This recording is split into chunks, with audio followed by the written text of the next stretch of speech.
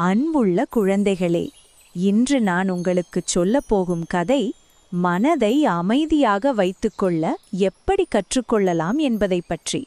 பல ஆண்டுகளுக்கு முன்பு புத்தர் என்ற ஒரு ஞானி இந்த உலகத்தில் வாழ்ந்தார். அவர் எப்போதும் அமைதியாகவும் புன்னகையுடன் இருப்பவர். அவர் எங்கு சென்றாலும் அமைதியும் நல்ல எண்ணங்களும் அவரை சுற்றி இருந்தன. ஆனால் சிலரின் மனத்தில் கோபமும் வெறுப்பும் இருந்தது.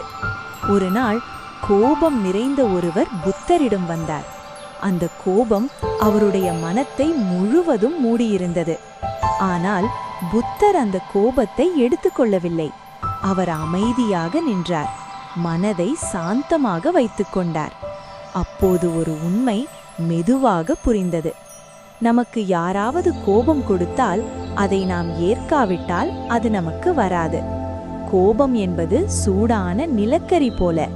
அதை பிடித்தால் முதலில் காயப்படுவது நாம்தான். குழந்தைகளே, அமைதி என்பது பலவீனம் அல்ல.